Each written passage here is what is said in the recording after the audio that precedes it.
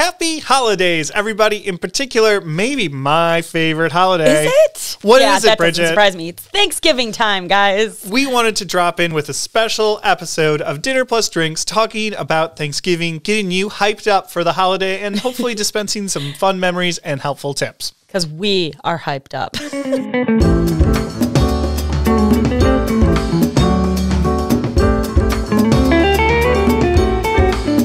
Great thing about Thanksgiving, what I really love is the food, the wine, and the football. And the football. I love the football. Does that surprise you? No, I know you're a big fantasy football player. The parade is excellent. Did we forget? Okay. The 5Ks. Well, the 5Ks, that's a point of discussion, okay? But really, the wine. Thanksgiving is my favorite wine holiday of the year, and I get so many questions about what wine pairs with the Thanksgiving dinner. And it's traditionally a really kind of tricky answer, because the thing is, if you want one wine to pair with the entire meal, you have a lot of different things going on. 2 different types of turkey meat, you have stuffing, you have So there's really only one option. And the real correct answer is bubbles. Of course, bubbles of any type go with all sorts of food. Maybe not Strawberry Fields sparkling strawberry wine, but really any bubbles work. I was really looking forward to trying that today. I knew you would be, but I didn't pull any bubbles because it's just such a no-brainer. I wanted to pull 2 different bottles that maybe you didn't think of and see what you thought. So bubbles, ideally, you would go with either an American sparkling wine made in the traditional method, a Spanish cava, or something French, whether you go all the way up to Champagne or you look for a Cremant de Bourgogne, which is a Burgundy sparkling wine, or like a Cremant de Lemieux, something from the south of France. Those are all going to be delicious, great with your meal, and, just easy drinking, fun. I got to be honest. I feel like, so Nick and I have spent a lot of time talking about the wine for Thanksgiving because I started working with Lake Geneva Country Meats like around the holiday time. And so immediately I was like, what wine should I bring to Thanksgiving? Because my family just puts me in charge of the wine, which is hilarious. But I always just, and I'm sure this is wrong, we'll get to it. I always just was like, oh, I guess I should bring Chardonnay. Chardonnay felt like a Thanksgiving wine. Chardonnay is not a great Thanksgiving wine. It's a little too rich, full-bodied. The flavors don't necessarily go with everything. White wine is excellent with Thanksgiving. It is a poultry-based thing. And Don't you feel like that's a real problem in my life? How much I love poultry, but I love red wine? But you like white wine in season, and I thought I'd pull this bottle here to convince you of it. So the great thing about Thanksgiving is there are some incredible wine pairings that are kind of specific, but when you hit them, they really go with the entire meal, work deliciously, and because you have a lot of people there, more on that later, you can pull a lot of different bottles and have a little bit of a lot. And it's my favorite thing because I can drink 4 or 5 different types of wine throughout the day, not get drunk, and not feel guilty about opening them because other people will drink it. So I opened a white wine, and I'm going to get to, there's 3 suggestions I have. Okay. One is Riesling. Dry Riesling is a great food pairing wine. We've talked about that. I love it. We always bring a bottle of dry Riesling, or if you have a sweet Riesling with some age on it where it gets some complexity, that also works great. French Sauvignon Blanc. I'm sorry, a sweet Riesling? Yeah, with some age on it. Works great. Okay. Because there's a lot of acidity in it still, but you have a little fruit flavor to go with all the nice things in there. French Sauvignon Blanc from the Loire, so you think about like Sancerre or something that is appellated from the Loire Valley. It's very crisp, very clean, refreshing, good acidity. Or what I opened today, white Cotes du Rhone, or as we'd say in France, Cotes du Rhone Blanc. Cotes du Rhone Blanc. This one's from Guigal. You can find it everywhere. It's about $15. It's a blend of grapes that are Roussanne, Marsanne, and Grenache Blanc. And this is a fuller-bodied white wine, kind of like a Chardonnay. But, that was my exact thought. But more acidity and more tropical fruit notes. Is that what it is? Tropical fruits? I couldn't pick out. I can't ever pick out like the exact fruit until you say it. You get the papaya and mango, and there's like a note of banana almost in there. You'll get some like muskmelon. It's not really my favorite wine. Oh my God, I thought you would love this, I know. Bridget. I want to love it. And I think I love it when I first sip it, and then it just tastes I'm starting to get like a little bit of a cold again, so maybe I'm a little off, but there's a dump cup for you. I don't dislike it. it's just got like a little bit of a funny flavor. So I wonder if it's those melons. Different. Yeah. Like, because I'm not really a melon person. You can also find these white Rhone varietals grown in California if you like a little bit more sweetness to it. The French ones are usually a little drier. Yeah, which I like. I do like that. A little bit more residual sugar you'll find in California ones. Truchard, our friends, make an incredible Roussanne that we love by itself. Down on the central coast of France, you can find Grenache Blanc, Roussanne, Marsanne, all these different types of grape. Bonnie Doon makes an incredible little blend of different white grapes that's delicious. So plenty of ways there. I could see this pairing really great with certain food. There is just one distinct flavor in here that I can't like get past. I don't know. Sorry. Again, not bad. I think it'd be great with food. And now, that's the point here, right? That's the point. Red wine. Well, my first, jam. actually, let's do the in-between. Rosé. Rosé is a good pick. I believe it says, it's fine. It's fine. It works well. It's crisp. It's light. But, it's a summer wine. Like, let's be honest here. I don't bring rosé to Thanksgiving. It works well because it's not too heavily flavored. Yeah, the red fruit flavors, but whatever. It's fine. It's a classic pairing. It works fine. Don't spend a lot of money on rosé. It starts going out of season, so that's fine. But when you're thinking about red wine, Pinot Noir is really the best answer. No. It really is the best answer. Here's what, is it because the food at Thanksgiving is heavy and Pinot Noir, is watery? No, it's because That's my disdain for Pinot Noir. Pinot Noir has a lot of like baking spice, clove type of notes that go with those fall flavors. The cranberries, you'll pick up those notes in Pinot Noir. Good acidity in Pinot Noir. Lighter body red, so it doesn't overwhelm the turkey. Go with something that isn't like a mass market commercial brand from California because those lose those things. Something from Oregon's usually going to be great. Okay. More Oregon. Traditional California style. Again, our friends at Truchard make one that's incredible that goes with it. Or French Pinot Noir Burgundy is going to be great. Here's the thing. I want a wine, and now it sounds like I'm wrong. Shocking. Want a wine that stands up to my food. And you're like, no, this wine is great because it doesn't stand up to your food. No, it does stand up to your food. Like, you don't want it to overwhelm your food. You want to... I think overwhelm You don't want it to underwhelm. You don't want it to overwhelm. You just want it to whelm. You want it to perfectly whelm your food. It whelms your food.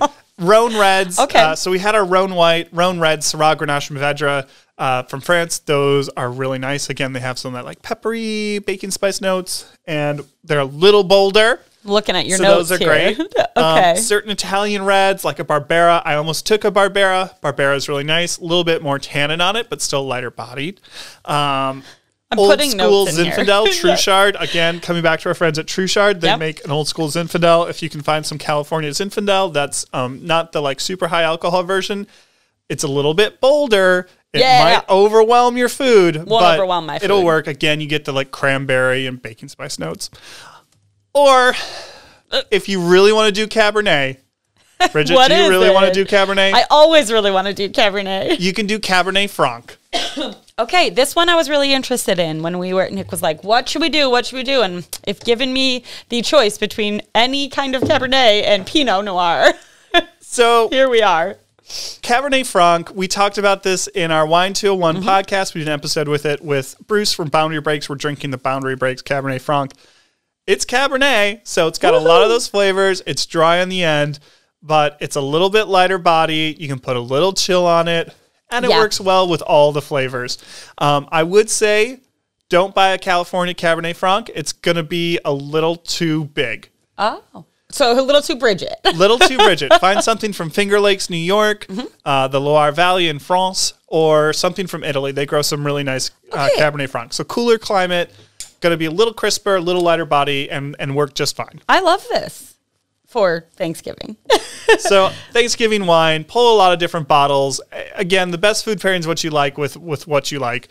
But I would say bubbles are great. White Rhone, Riesling, Loire Valley Sauvignon Blanc, Red Rhone, Loire Valley Cabernet Franc. So there's that region, both the whites and reds for those work. Pinot Noir from Oregon, classic California style, Burgundy. And you can sound really smart if you bring a hostess gift with one of these We do have a post up on Lake Geneva Country Meats. We'll link to it that gives you some of these things in bullet points. I know it's a lot.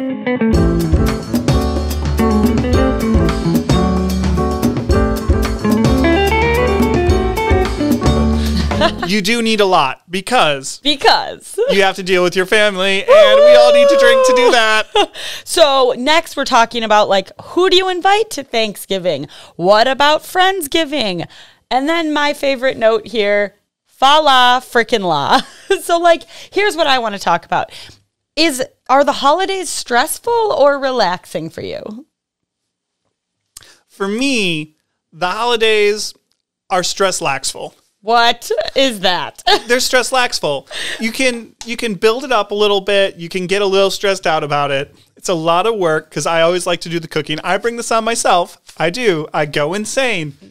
But he does. I think you and I both love a good to-do list. We love checking stuff off. Absolutely. We love seeing a plan come together. So for me, I stressed about that. But then I just say, like, Nick, you've done it before. You can do it again.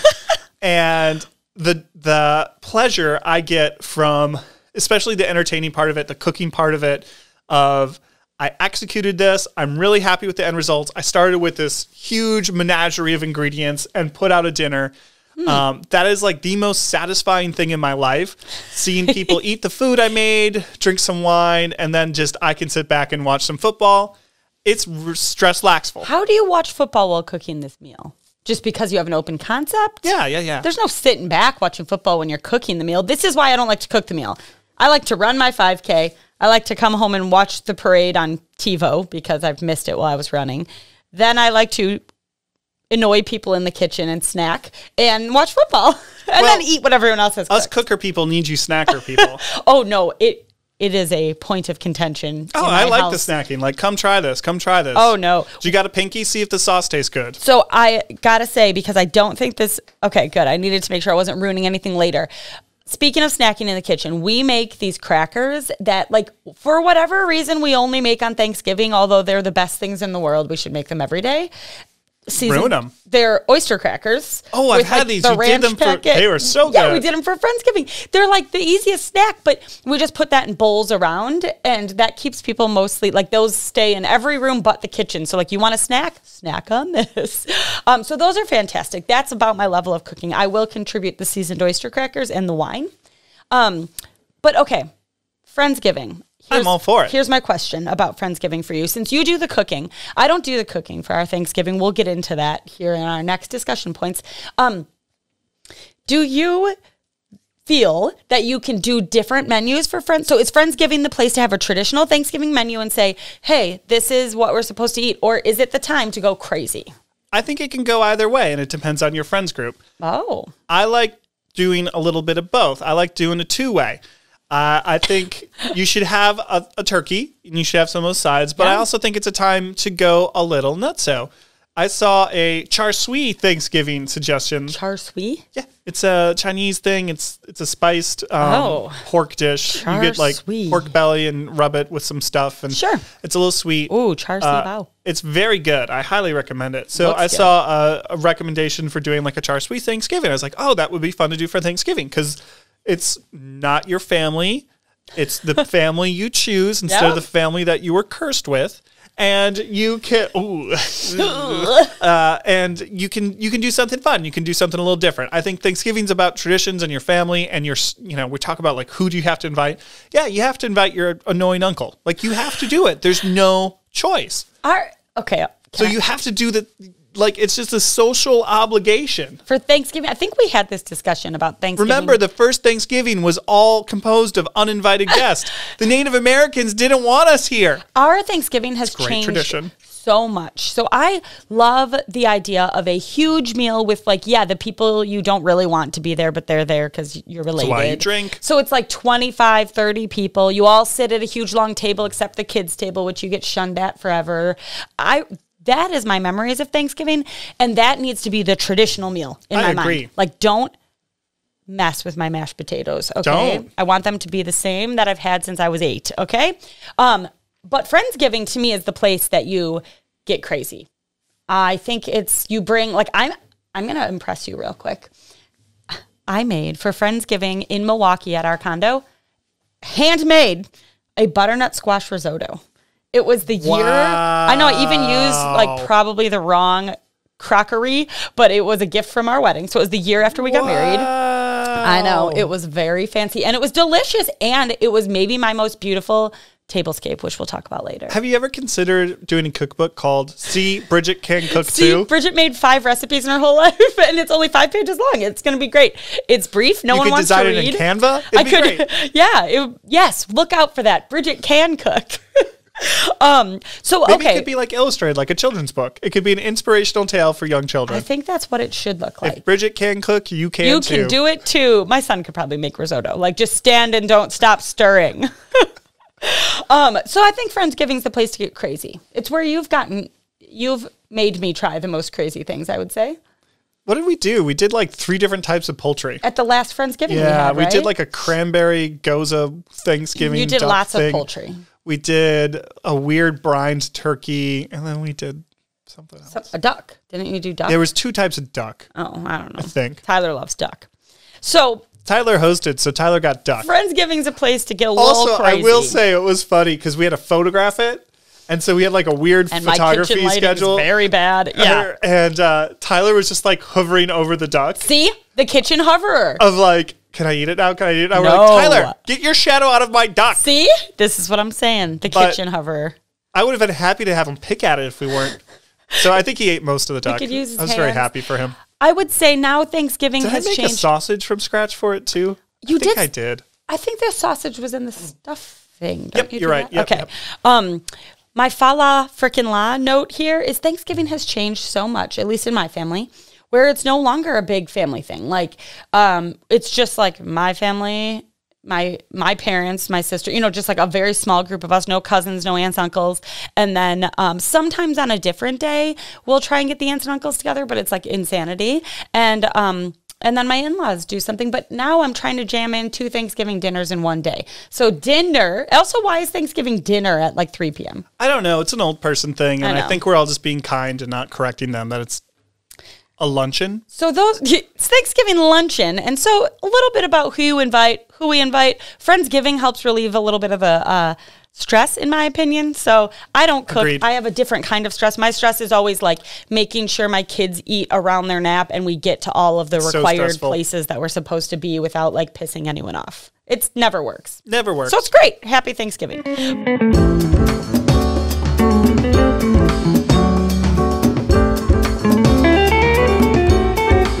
You know what we all love? The turkey. Why don't we cook turkey year round? My kids eat it all the time, but I only ever cook it on Thanksgiving. I would like to share some turkey cooking tips. Oh, you don't want to hear mine?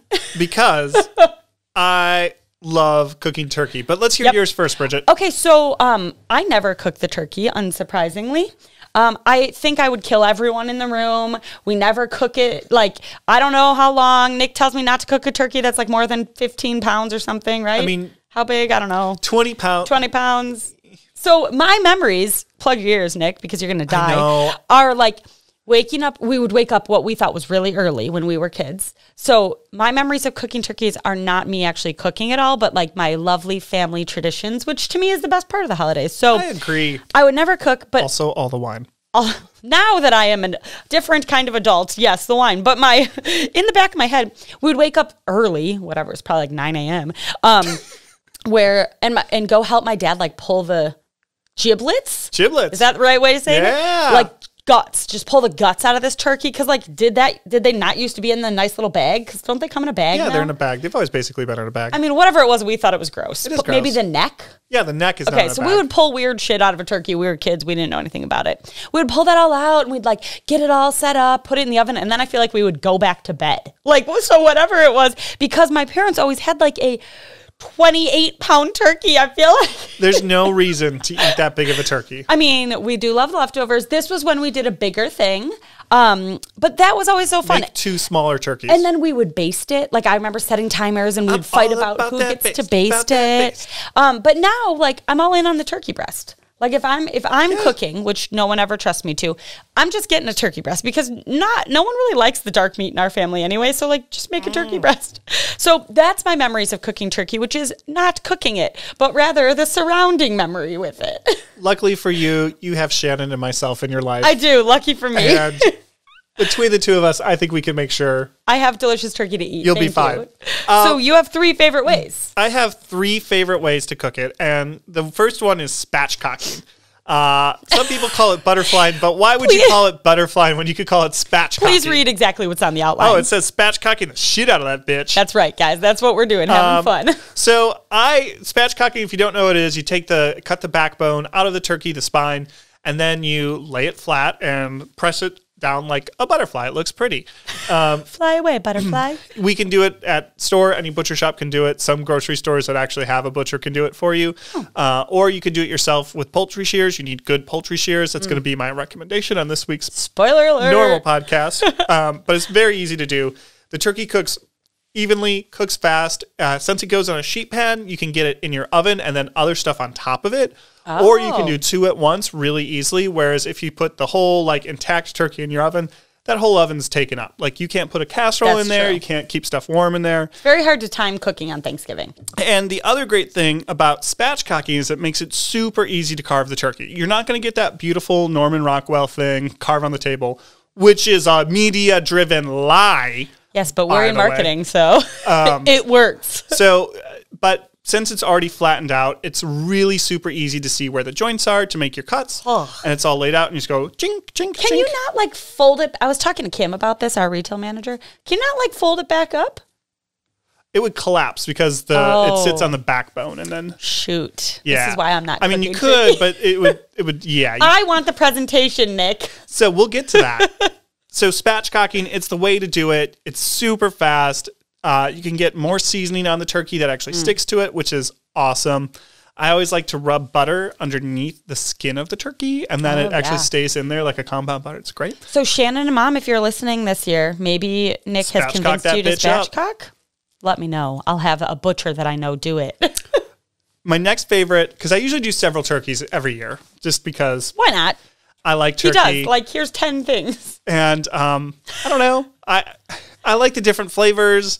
I really am a tapas style person. I mean, we talk about this all the time. For sure. I want to have 15 bites. different things. Agreed. Because I just love the flavor. I love the experience. I want all the things. I don't want just one boring turkey. I want 10. I want to do something that's garam masala rubbed with some spiced vegetables. And I want that belongs on Friendsgiving.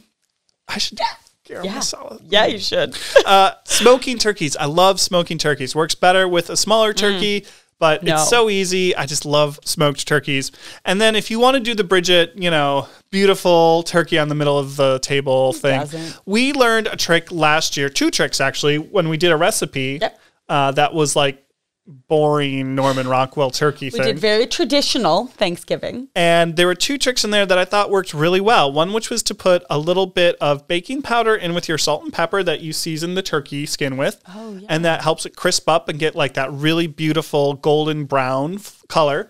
And the measurements, I don't know. But anyway, that worked really well. I was really impressed by that. And then the other one that I thought worked really well and helped it cook more evenly was I think a lot of people have pizza stones. I don't think it's that unusual thing of to have. Put the pizza stone in the oven first and turn it up to a higher temperature. Let that stone get some heat in it.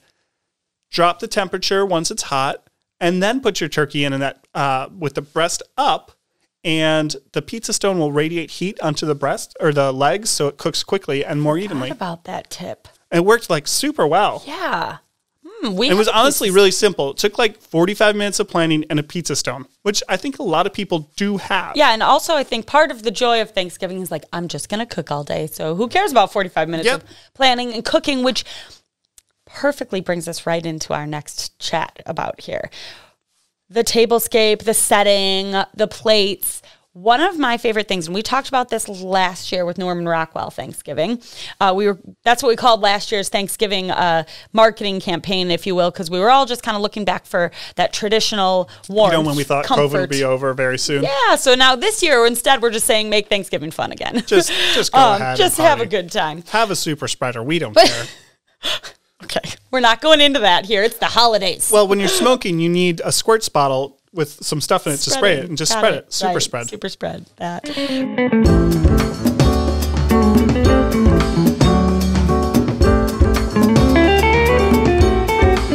Okay, so one of my favorite things to do and how I find that I can be helpful, because I like to be helpful and know that that is not in the kitchen. It just pisses people off if I try and help in the kitchen, is help set the table. So a trick that my mom actually taught me, and she still does for holidays, I do it all the time, I do it for Friendsgiving. You take out all of your serving dishes, your whatever you have, and you get pieces of paper, you write down the whole menu, and you rip it apart. So Post-its or little pieces of paper, whatever. So it says turkey, it says mashed potatoes, butternut squash, rolls, whatever.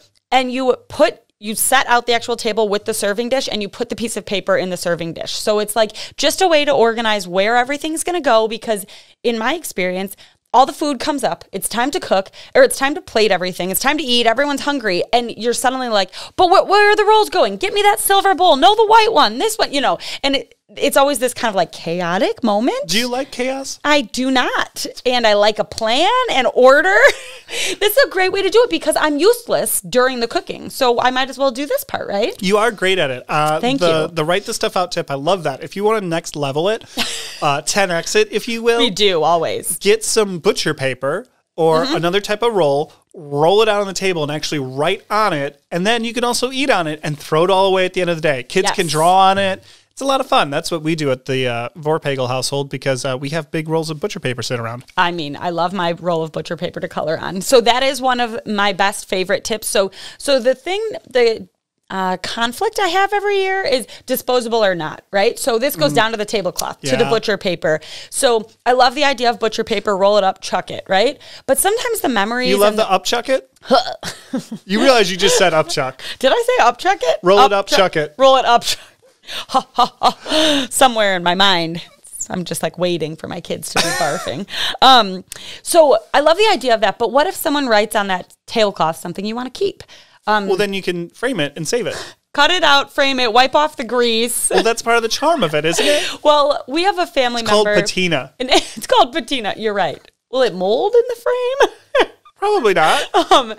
We have a family member that has a white... It's living art. Linen tablecloth, just like a plain, boring white... And they sign it every year and write notes on the linen tablecloth, which I love. That is awesome. / also, I feel like it would get really Terrifies stained. me. So butcher paper is great. But then on top of the butcher paper, do you guys use glass or paper plates?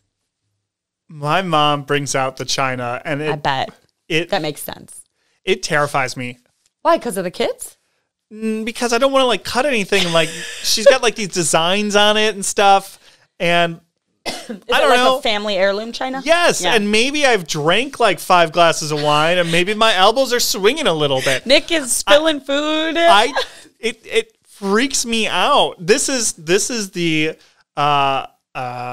what did I say? Stressful, stressed. Stress laxing. This is the stress part of it. I want to be in the laxing part of stress laxing. And by making me eat on china, you're giving me the stress part of the day. I struggle with this one big time because I understand the ease and joy of paper plates. Yes, we're going to...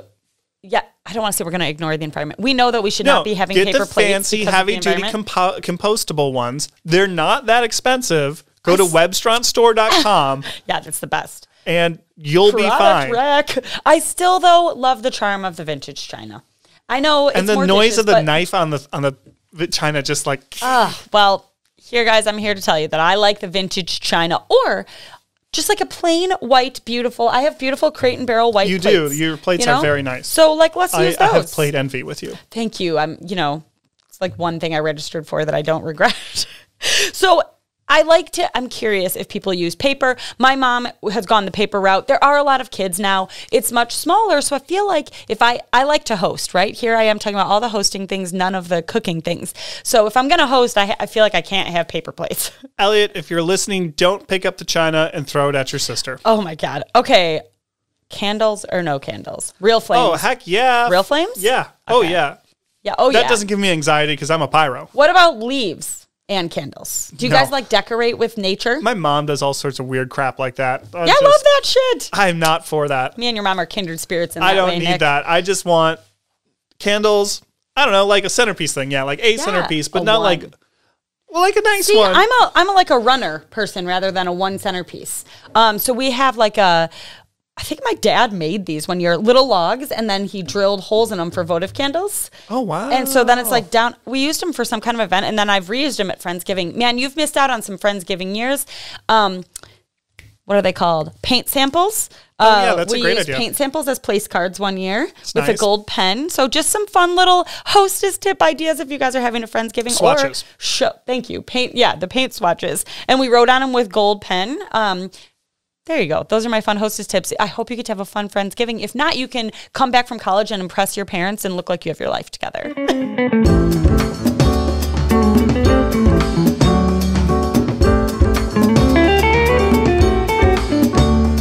We can't finish this without talking about sides, and this is going to be quick fire to wrap it up. Okay.